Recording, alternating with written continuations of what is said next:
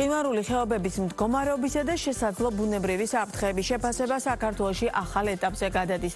მასშტაბური კვლევა შვეიცარიულმა კომპანიამ ჩაატარა, რომლის ფარგლებში 22 მყინვარულ ხეობაში არსებული რისკები შეფასდა. შედეგად დადგინდა, რომ ამ ეტაპზე მყისიერი საფრთხე არ იკვეთება, თუმცა გამოვლენილია კონკრეტული გეოგრაფიული ზონები, სადაც რისკების შემცირებისთვის თანამედროვე მონიტორინგის სისტემების განთავსებაა საჭირო. და საფრთხეები არსებობს მყინვარულ ხეობებში, რომელი რეგიონებია ყველაზე მაღალი რისკის ზონაში და როგორ იმუშავებს მონიტორინგის სისტემა. ამ თემაზე უფრო ვრცლად და დეტალურად ირაკლი მეგრელიძესთან გარემოს ეროვნული სააგენტოს უფროსის მოადგილესთან ერთად ვისაუბრებთ. მოგესალმებით, ძალიან დიდი მადლობა კაცემ მეშტუმრობისთვის. ბოლო დღეების ალბათ ერთ-ერთი ყველაზე მნიშვნელოვანი ინფორმაცია იყო, ინფორმაცია, რომელზეც ახლა მე და თქვენ უნდა ვისაუბროთ, როდესაც მთავრობის ადმინისტრაციამ გაავრცელა პრემიერთან შეხვედრის და შემდგომ აი ამ კვლევის შედეგებზე იმ კონსულტაციებისა თუ გამართული შეხვედრის შესახებ ინფორმაცია, ყველას ჰქონდა ესეთი განცდა, მათ შორის ამ ტელევიზიაშიც, რომ რა იქნება შემდეგ. და რა ნაბიჯების გადადგმა ახლა კი დაგეგმილი, იმიტომ რომ როდესაც შოვის ტრაგედია მოხდა, მაშინ ძალიან ბევრი საუბარი იყო მყინვარების დნობაზე, დაწყებულ პროცესებზე და შემდგომ და 1000 ჭორი მითქმა-მოთქმა ობიექტური თუ არაობიექტური შეფასებები იყო, ამიტომ ძალიან მნიშვნელოვანია სპეციალისტებისგან მოვისმინოთ რეალურად მართლა არსებობს თუ არა ამ ტიპის საფრთხე, თუ არსებობს რა მონიტორინგის მექანიზმები არსებობს, ან როგორ შეგვიძლია რომ მაქსიმალურად თავიდან ავირიდოთ ძალიან მძიმე და ფატალური შემთხვევები. ამიტომ დავიწყოთ თავად ამ კვლევის შესახებ, ამ კვლევამ რა აჩვენა და მე მივყვეთ თანმიმდევრულად რა დასკვნის გაკეთების საფუძველს იძლევა ეს კვლევა. მოგესალმებით, დიდი მადლობა მოწვევისთვის. მართლაც ძალიან მნიშვნელოვანი კვლევა განხორციელდა საქართველოს მასშტაბით, გარემოსულ სააგენტომ, შვეიცარიულ კომპანიასთან ერთად, რომელთანაც უკვე ჩვენ ფაქტიურად 10 წელზე მეტია თანამშრომლობთ და ყველასაც ცნობილი დევდორაკის ხეობაში არსებული განგაშის სისტემა, რომელიც მათ მიერ არის ესე ვთქვათ გამართული. სწორედ ამ კომპანიის მიერ მოხდა საქართველოს კავკასიონის სამხრეთ ფერდობებზე პერიგლაციალურ არეალში ბუნებრივი საფრთხეების კვლევა. საფრთხეებში იგულისხმება სწორედ ის ზონა, სადაც ჩვენ გვაქვს მარადი მზრალობა და რომელიც გახლავთ ზუსტად ის საფრთხე, რაც საიმ კლიმატის ცვლილების ფონზე განსაკუთრებით ბოლო აწლეულში და ბოლო პერიოდში საკმაოდ სახიფათოა. კვლევის პირველი ეტაპი მოიცავდა მთლიანი კავკასიონის მასშტაბით, ესე ვთქვათ, გამოვლენას იმ ცხელი წერტილების, სადაც ყველაზე ესე ვთქვათ დაძაბული უბნები გვაქვს, ხოლო მეორე ეტაპი და ეს პირველი ეტაპი ჩატარდა 2024 წელს, ხოლო შემდეგ წელს უკვე 2025 წლიდან ჩვენ დავიწყეთ მეორე ეტაპი, რაც მოიცავდა გამოვლენილი, ესე ვთქვათ, აი ამ 7 ცხელ წერტილში გამოვლენილ საფრთხეებზე დეტალური რისკების შეფასებას, სადაც ჩატარდა დეტალური რისკები და რაც ყველაზე მთავარი, როგორც თქვენ უკვე ახსენეთ, ყველაზე მნიშვნელოვანია უშუალოდ ის რეკომენდაციები, თუ რა უნდა გაკეთდეს, ხო?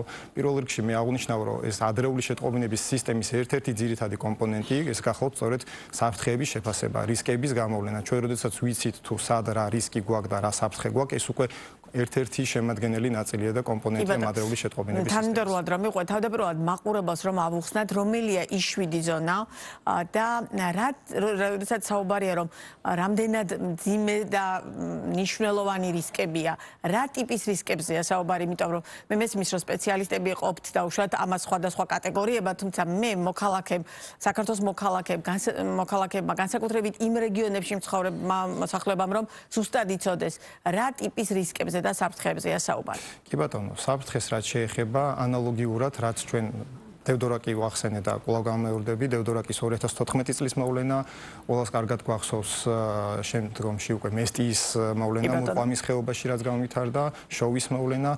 ანუ ეს ის საფრთხეებია, რომელიც მე უკვე ვახსენე, რომელიც მარად ზრალობასთან არის დაკავშირებული, რომელიც ამ პერიგლაციალურ არეალში, აი სწორედ აი უკვე სეზონური რო გახდა და სეზონური ხასიათი მიიღო, უკვე აღარა ის უკვე მარად მზრალი, ეს ჩვენი მზრალობა ფაქტიურად ეს განაპირობებს დესტაბილიზაციას ამ ფერდობების და რაც მოხდა შოუში, რაც მოხდა დევდორაკზე, ზუსტად ანალოგიური შემთხვევების შეფასება მოხდა. აქ გამოყენებული იქნა თანამედროვე სატელიტური რადარული ტიპის მონაცემები, 9 წლიანი, ესე ვთქვათ, სტატისტიკური ზედება მოხდა ამ რადარული ინფორმაციის ინსარის მონაცემების საფუძველზე, სადაც მასების გადაადგილება იქნა აღმოჩენილი და აქ სხვადასხვა კიდე მრავალი რეცეპტორები იქნა შეტანილი, იქ გეომორფოლოგია, იქ ფერდობების დახრილობა, ექსპოზიცია და ასე შემდეგ, რის საფუძველზეც უკვე რაც ყველაზე მთავარია, ეს არის დასახლებების რაოდენობა, სადაც უკვე ერთ-ერთ ძირითად რეცეპტორად ჩვენ ქონდა შენობების,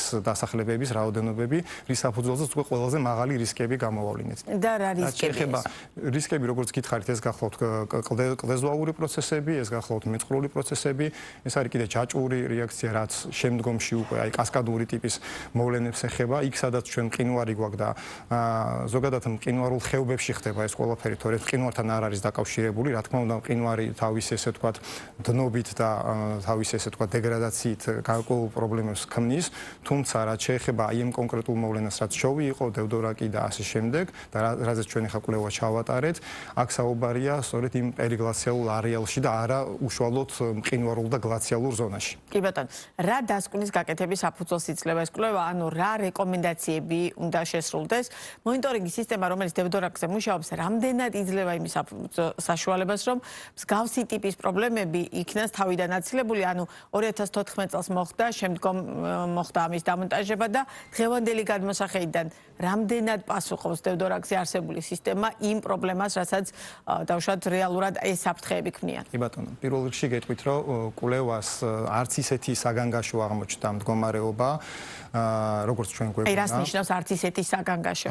გეტყვით, მე მაგალითს მოგიყვანთ, მაგალითად, თუნდაც შვეიცარიის ალპების მაგალითს მოგიყვანთ, სადაც აი ეს თუნდაც მასების გადაადგილება, აი იმ სატელიტური მონაცემების, მრავალწლიანი მონაცემების დამუშავების საფუძველზე, თუნდაც დრონით გადაღებული ყოველწლიურად, ან სხვადასხვა მეთოდოლოგიები არსებობს ამის შეფასების და გაცილებით უფრო მაღალი, ესე ვთქვათ, გადაადგილება აქვს და აჩქარება აქვს შვეიცარიის ალპებში, ვიდრე ვთქვათ კავკასიონის მთათა სისტემაში. ანუ აქედან გამომდინარე, შედარებით უფრო ნაკლებად მიმდინარეობს პროცესი, ვიდრე პირობითად ეს არის შვეიცარიის ალპებში. ნუ ამას სხვადასხვა განმავლობელი ფაქტორები აქვს, ის რომ კავკასიონის ვთქვათ მთათა სისტემა გაცილებით უფრო მაღალია, იქ ნულოვანი იზოთერმა სხვა სიმაღლეზე გვაქვს და ასე შემდეგ. ეხლა რაც შეეხება უშუალოდ დევდორაკის სისტემას, განგაშის სისტემას, ეს არის მართლაც უნიკალური მაგალითი თუ როგორ უნდა მართო რისკები და საფრთხეები. აქ არის ფაქტიურად კომპლექსი, გარდა იმისა, რომ გვაქვს ჩვენ განგაშის სისტემა, უბრალოდ აქ არ გვაქვს ჩვენ ადრეული შეტყობინების სისტემა, ეს არის ტიპიური განგაშის სისტემა, რომელიც აბსოლუტურად განსხვავებულია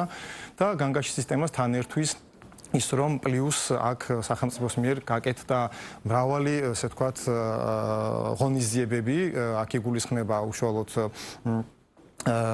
გვირაბის გაყვანა იმ 1 კილომეტრიან მონაკვეთზე, აქ იგულისხმება საევაკუაციო გეგმის და საევაკუაციო ბილიკის ხთესხეობაში მომზადება, ანუ ბევრი, ესე ვთქვათ, მასშტაბური სამუშაოები განხორციელდა და ეს არის ერთ-ერთი ანუ მხოლოდ განგაშის სისტემის გამოყენება საკმარისი არ არის. თუმცა, მოდით ესე ვთქვათ, რომ ეს განგაშის სისტემა, იმიტომ რომ იქ მეტი ალტერნატივა ჩვენ არ გვაქვს, იმიტომ რომ ყველამ ვიცით, რომ იქ არის დარიალი სასაზღვრო გამშვები პუნქტი და აქედან გამომდინარე საზღვარს ვერ გადავიტანთ, დასახლებებში ზოგადად არ არის რეკომენდირებული და ეს არის ყველაზე ცუდ შემთხვევაში მიმართავენ ხოლმე და არის დროებითი, ესე ვთქვათ, ღონისძიება, სანამ გარკვეული ალტერნატივა, იგივე საინჟინრო გადაწყვეტილებები არ იქნება მიღებული, რომ რაღაც ხრივ დაცული იქნას დასახლება, თორე დასახლებულ პუნქტში განგაშის სისტემას დასახლებებზე არასდროს არ. კი ბატონო, ეს ის სფეროა, რომელშიც ყველა მაქსიმალს ვცდილობს ხოლმე, რომ ერთგვარად ექსპერტის პოზიცია მოირგოს, როდესაც სამწუხარო მოვლენა ხდება და შესაბამისად ძალიან ბევრი სპეკულაცია. სწორედ აი ამ სპეკულაციებისგან გამოსარიცხად ახლა სპეციალისტს გესაუბრებით, ხო? ამიტომ ვკითხულობ რომ იმ ადამიანებმა ზუსტად იცოდნენ რა პრობლემა ან რა პრობლემა არ გვიდგას. განგაშის სისტემასთან ერთად საჭიროა თუ არა იმ დანარჩენ არეალებში, რომელიც ამ კვლევის შესწავლისაგანი იყო, სხვა მექანიზმების ამოქმედება, მათ შორის რომელსაც დევდორაკზე ვიყენებთ, გვირაბი იქნება თუ სხვადასხვა ნაბიჯები, რომელიც გადადგა სახელმწიფომ. რა ამას მარტივი მიზეზის გამო ვკითხულობ, რომ ამ ადამიანებმა ზუსტად იცოდნენ განგაშის სისტემის დაყენების შემთხვევაში ეს არის თუ არა საკმარისი, სასიგნალო გზავნილი შემთხვევაში არის თუ არა საკმარისი, თუ რა ნაბიჯებია კიდევ დამატებით გადასადგმელი. კი ბატონო, მადლობა შეკითხვისთვის. მე გეტყვით, რომ შვეიცარიელების კვლევის შედეგად მათი ერთ-ერთი ძირითადი რეკომენდაცია აბსოლუტურად ყველა ხელწერტილზე ეს გახლავთ მონიტორინგის განხორციელება, მონიტორინგის სისტემების დამონტაჟება. რა პერიოდულად უნდა განახორციელოთ მათ შორის? სხვადასხვა ხელწერტილზე, სხვადასხვა პერიოდულობით გვაქვს რეკომენდაციები მოცემული. მაგალითისთვის, რომელიღაც კონკრეტულ არეალში უფრო ხშირად, თქვათ, წელიწადში 2 ჯერ გადაღებები. მერე გადაღებული მონაცემების კამერალური დამუშავება, ამას ჭირდება გაანალიზება ამ მონაცემებს და რაც ყველაზე მთავარია, ამას მინიმუმ ჭირდება რაღაც გარკვეული პერიოდი, რამოდენიმე წელი უნდა გავიდეს, რომ ჩვენ აი იმ მასების გადაადგილების, ესე ვთქვათ, ნორმა დავიჭიროთ. ანუ რა არის კონკრეტულად რომელიღაცა ფერდისთვის ნორმა და შესაბამისად ნორმიდან გადახრას როგორც კი ჩვენ დავაფიქსირებთ, ეს უკვე ჩვენთვის იქნება რაღაცა საგანგაშო ნიშნული და პარალელურ რეჟიმში აუცილებელია, რომ ჩვენ გქონდეს ყველა დასახლებისთვის საევაკუაციო და საგანგებო სიტუაციების გეგმები მომზადებული, რომ ვიცოდეთ, რომ როგორც კი ჩვენ ნორმიდან გადახრა გვექნება, როგორც კი ჩვენ დავაფიქსირებთ ანომალიურ, ესე ვთქვათ, აჩქარებას, აქსელერაციას, აი ამ შემთხვევაში ჩვენ დროულად უნდა ვაცნობოთ და შევატყობინოთ შესაბამისი უწყებები, რომ მოახდინონ მერე ევაკუაცია. რეალურად აი შეტყობინების ნაწილიც ალბათ ერთ-ერთი ყველაზე მნიშვნელოვანი ნაწილია ამ სეგმენტში, ხო? ამიტომ საინტერესო დავუშვათ რეალურად და ფიქსირა მონიტორინგის სისტემა. აი მე როგორ რა ხდება? რა დროში ჭირდება ამას შეტყობინება? ან როდესაც პირობითად საუბარია, რომ წელიწადში პირობითად თქვა ორჯერ არის მონიტორინგის ეს პროცესი საჭირო ჩასატარებელი. შეიძლება ისეთ ფაქტორებთან გქონდეს საქმე, რომ ჩატარებული მონიტორინგის მიუხედავად მივიღოთ მაინც მძიმე შედეგი საქმე ბუნებასთან გვაქვს და შესაბამისად ამ სიტუაციაში ხა აბსოლუტურად დარწმუნებით ყველაფრის თქვა რა თქმა უნდა გაგიჭირდება, თუმცა რისთვის არის სახელმწიფო მსად აი ამ პროცესების ამის გარკვევას ვთვლილობთ ხანელ კაცებში. ძალიან კარგი კითხვაა. ნამდვილად გამომდინარე იქიდან რომ ჩვენ ასე ვთქვათ ყველაზე ცხელი წერტილები გამოვავლინეთ, ეს აპრიორი არ გამორიცხავს იმას, რომ თუნდაც სადაც დაბალი საშიშროება და დაბალი საფრთხე არის, იმიტომ რომ იცით რომ კავკასიონი საკმაოდ აქტიური ზონაა, სეისმურად აქტიური ზონაა, შესაძლებელი სხვადასხვა ტრიგერი იყოს, სხვადასხვა ესე ვთქვათ მაპროვოცირებელი ფაქტორი იყოს. აქ გარდა იმისა, რომ ჩვენ კლიმატის ცვლილებაზე ვსაუბრობთ და გლობალურ დათბობაზე და თბური ტალღების გავრცელებაზე და ასე შემდეგ, აქ რა თქმა უნდა შესაძლებელია თუნდაც იგივე მიწისძვრები, თუნდაც იმიტომ რომ ტექტონიკური აქტივობებმაც კი დააჩქაროს გარკვეულწილად რაღაცა პროცესი, ხო, აქედან გამომდინარე ეს რა თქმა უნდა არ არის გამორიცხული. და რაც შეეხება კომუნიკაციას და გაფრთხილებას თუ როგორ ხდება შემდგომში უკვე გაფრთხილება, აგრეთვე მთავრობის მიერ დაანონსდა, როგორც თქვენთვის ცნობილია, რომ შეიქმნება სპეციალური საკოორდინაციო საბჭო და საბჭო სწორედ იმიჯელებს იმაზე, რომ შეიქმნას, ესე ვთქვათ, სპეციალური უწყებათშორისი კომისია, რომელიც უშუალოდ ამაზე იმუშავებს და როგორც უკვე გითხარით, რაც ყველაზე მთავარია, უნდა იყოს და შეიქმნა სპეციალური საევაკუაციო გეგმები მომზადეს, სამოქმედო გეგმები, რეაგირების მართვის გეგმები მომზადეს, რაც უკვე ფაქტიურად ესეც ერთ-ერთი წინ გადადგმული ნაბიჯია, იმიტომ რომ ის ადრეული შეტყობინების სისტემის კიდევ ერთ-ერთი კომპონენტი სწორედ გახლავთ აი ეს მზადება და რეაგირება, რაც ძალიან მნიშვნელოვანია. კი ბატონო, რა უნდა იცოდეს მოსახლეობა, ანუ რის ინფორმაციის სახით, სანამ ეს გეგმები და ყველა ყველაფერი მომზადება, რომ რა ტიპის ინფორმაცია მათთვის მნიშვნელოვანია აი ასეთ პროცესებთან თქვენთანაც ახსენეთ ახლა რომ საქმე კავკასიონს ეხება და შესაბამისად ყინვარს ეხება და იქ რა პროცესები მიმდინარეობს ძალიანაც რო გვინდოდეს შესაძლოა ვერ მომახდინოთ ხო ამ ყველაფერს ეს კაცრი რეაგირება და ასე დეტალური შესწავლა და აქ ძალიან მნიშვნელოვანია თვითონ სპეციალისტების რაოდენობა. რამდენად გვყავს საქართველოში საკმარის სპეციალისტები? გვიწევს თუ არა მათ შორის კონსტატაციების გავლა დავუშვათ სხვა და აი ეს კოორდინაცია როგორ არის რომ ზუსტად ისეთი გეგმა მოვამზადოთ თუნდაც საბოლოო ჯამში რომ რეალურად შედეგის თვალსაზრისით ყველა მაქსიმალური რისკი იყოს თავიდან აცილებული. ძალიან კარგი კითხვაა, მადლობა შეკითხვისთვის. სპეციალისტების ხრივ, რა თქმა უნდა, ეს ჩვენთვის ძალიან დიდი გამოწვევაა. და ზოგადად ეს ახლა რამდენიმე შეიძლება წელის დაჭირდეს რომ თქვით, სწორედ იმიტომაც გამიჩნდა, იმიტომ რომ დროის თვალსაზრისით საკმაოდ შრომატევად საქმესთან გვაქვს საქმე. და ზოგადად ჩვენ ვსაუბრობთ ისეთ მოვლენებზე, რომელიც აი ამ ბოლო, ესე ვთქვათ, 10 წლეულში უფრო მეტად იჩინა თავი და ეს იმდენად სიახლეა, არა მარტო ვთქვათ, იგივე კავკასიონზე, იგივე ეს იქნება ალპებში თუ ანდების მთებში თუ სხვადასხვა ჰიმალაის სათა სისტემაში, ყველგან ერთი და იგივე პროცესები მიმდინარეობს აბსოლუტურად და თუნდაც ეს კვლევა რა ჩვენ ჩავატარეთ ის მეთოდოლოგია, რომელიც იქნა გამოყენებული, ეს არ არის ზოგადად აპრობირებული მეთოდი, იმიტომ რომ მეცნიერებიც სწორედ რომ აი ხომ მუშაობენ აი მეთოდის დანერგვაზე, თუ როგორ მოხდეს ამ საფრთხეების შეფასება, იმიტომ რომ ჩვენ საქმე გვაქვს ზოგადად 3000 მეტრზე ზღვის დონიდან ზემოთ არსებულ, ესე ვთქვათ, ზონაში, სადაც ძალიან რთულია თუნდაც ფეხით მიაღწიო და ავიდეთ იმ ზონაში და რომც ავიდეთ ვიზუალურად შეუფასებელია ფაქტიურად და ამიტომ ის თანამედროვე ტექნოლოგიები და ის სხვადასხვა საშუალებებით,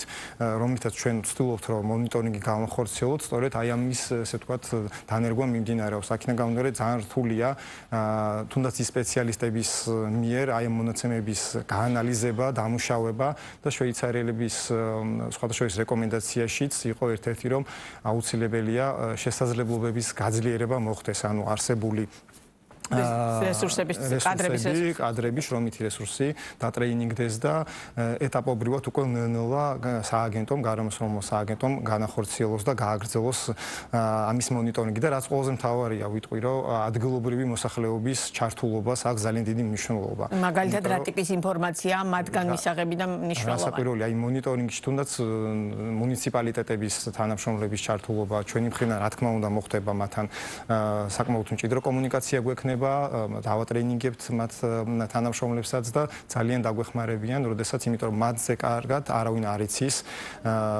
მათ მუნიციპალიტეტში, თუნდაც მათ დასახლებებში, იმ კონკრეტულ სოფლებში, სადაც ჩვენ მაღალი რისკი გვაქვს, სად რა პროცესები მიმდინარეობს და სწორედ ერთ-ერთი მაგალითი პირობითად, რაც შვეიცარიაში, ბლატენში მოხდა პირობითად, იქაც ადგილობრივი კანტონის წარმომადგენლებმა შენიშნეს და დააფიქსირეს, სწორედ ეს გახდა ერთ-ერთი წინაპირობა იმისა, რომ დროულად მოახდინეს დასახლების ევაკუაცია. და ჩვენი საუბრის ბოლოს, როდისთვის იგეგმება მთლიანობაში აი ამ დოკუმენტების საევაკუაციო გეგმების და ამ ყველაფრის მომზადება ყველა იმ რეგიონში, რომელიც დღეს რისკის ზონად ითვლება? ეტაპობრივად დავიწყებთ ზოგადად საევაკუაციო გეგმების მომზადება და სამოქმედო გეგმის მომზადება ის სხვა უწყებების პრეროგატივაა, რაც შეეხება ჩვენ ნაწილს, ჩვენ მონიტორინგს უკვე წლევანდელი წლიდან უკვე ვიწყებთ, დავიწყებთ მონიტორინგზე ნელ-ნელა ტექნიკური დავალების მომზადებას, რა პროცედურებიც არის საჭირო, ეტაპობრივად მივყვებით და წელს ვფიქრობთ, რომ უკვე ერთ-ერთი ცხელი წერტილი სრულად გვინდა რომ უკვე ავიჩვენოთ. ერთ-ერთი ცხელი წერტილი რომელი? მონიტორინგის. ანუ მთლიანობაში 7-ვე ამ ცხელ წერტილზე? არა, 7-ვე არა, ერთ-ერთ რეგიონზე მაქვს. და რომელი თუ შეგვიძლია მის თქმა უნდა? მცხეთამქიანის რეგიონი. კი ბატონო, ძალიან დიდი მადლობა საინტერესო საუბრისთვის, წარმატებებს გისურვებ და სიამოვნებით გიმასპინძლებთ ამ თემაზე, იმ თემის აქტუალობის გათვალისწინებით სხვა გადაცემებში სასაუბროთ. ირაკლი მეგრელიძე იყო ბიზნეს პარტნიორი, პირდაპირ ეთერის სტუმარი.